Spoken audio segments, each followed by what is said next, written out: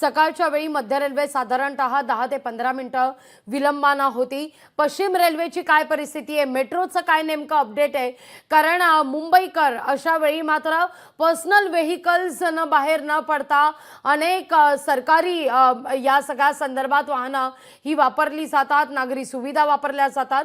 या सगळ्या संदर्भात काही अपडेट पोहोचतात का? ट्रेन, मेट्रो या सगळ्याविषयी काय अपडेट आहे?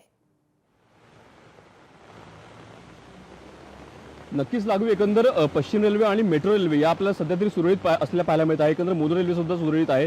मात्र मध्य रेल्वे आणि हार्बर रेल्वे या ज्या दोन रेल्वे आहेत त्या सध्या आपल्याला काहीशा 5 ते 10 मिनिटं धीम्या गतीने धावताना पाहायला मिळतात। एकंदर मुंबईकरांची ही आता कामावर जाण्याची वेळ आहे। साधारण सकाळचे 9 वाजलेले आहेत। मुंबईकर प्रत्येक ठिकाणी आपल्या कामावर जाण्याच्या स्थळी पोहोचण्यासाठी सध्या आपल्याला काहीसं धावपळ करताना पाहायला मिळत आहे। एकंदर अचानक आलेल्या पावसामुळे कुठेतरी तारांबळ जी आहे ती आपल्याला उडलेली पाहायला मिळते। अगदी मुंबईकर असेल किंवा प्रशासन असेल या दोघांची तारांबळ आपल्याला उडलेली पाहायला मिळते आहे। बातमी आहे भूषण, पश्चिम रेल्वेची वाहतूक 15 ते 20 मिनिटं विलंबानं धावतीये। महत्वाची ही अपडेट आपण पाहतोय।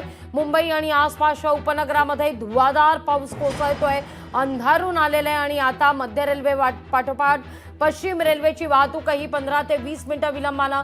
स्वप्नील कडून आपण अपडेट घेऊया। स्वप्नील, पश्चिम रेल्वेची वाहतूक 15 ते 20 मिनिटं विलंबानं।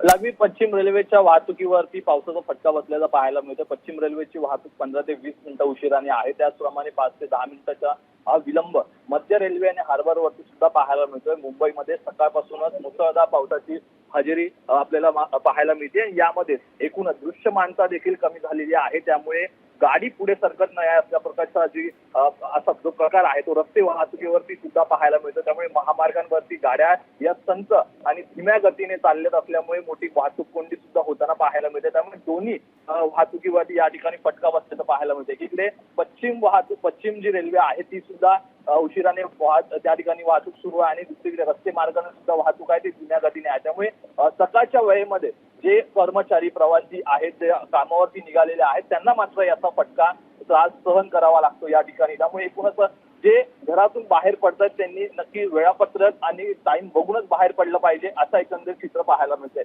लागली अगदी साधारणतः काही सखल भाग आहे ज्या ठिकाणी काही पाणी साचलंय का? बऱ्याचदा असं होतं की दादर, माटुंगा हे जे काही सखल भाग असतात त्यावेळी मात्र रुळावरचं पाणी काढण्यासाठी म्हणून सक्शन पंप त्या ठिकाणी बसवले जातात। त्या दृष्टिकोनातून काय व्यवस्था करण्यात येते, रेल्वेच्या वतीनं काय सज्जता पाहायला मिळते स्वप्नील? लागवी निश्चितच ज्याप्रमाणे अवकाळी पावसामुळे रेल्वे रुळ असतील किंवा मुंबईतील सखल भागामध्ये पाणी साचलं होतं, यानंतर लगेचच रेल्वे प्रशासन असेल आणि एकीकडे मुंबई महानगरपालिका असेल दोघांनी संगण एकूणच काम करून या ठिकाणी अनेक वॉटर पंप बसवलेले आहेत, तसेच कलवट सुद्धा स्वच्छ केलेले आहेत। प्रत्येक कलवट मध्ये सुद्धा लक्ष ठेवण्यात येत आहे। त्याचमुळे ज्या सखल भागामध्ये दादर माहीम मधील भाग असेल किंवा चेंबूर, विक्रोळी या ज्या भागामध्ये सर्वाधिक पाणी रेल्वेच्या रुळांवरती तुंबताना आपल्याला पाहायला मिळतं, या ठिकाणी सुद्धा अनेक पंप 2 ते 3 पंप लावण्यात आलेले आहेत। त्यामुळे प्रत्येक गोष्टीवरती रेल्वे प्रशासनाची त्याचप्रमाणे एकूणच महानगरपालिकेची वॉर रूम मधून लक्ष ठेवून आहेत। त्यामुळे लवकरच जर पाणी तुंबलं तर ते कसं ओसरता येईल यासाठीची यंत्रणा ही सज्ज करण्यात आलेली आहे। तुर्तास धन्यवाद तुम्ही दिलेल्या एकूणच या सविस्तर माहिती करता। लोकशाही मराठी ऐका, पहा, जागरूक रहा।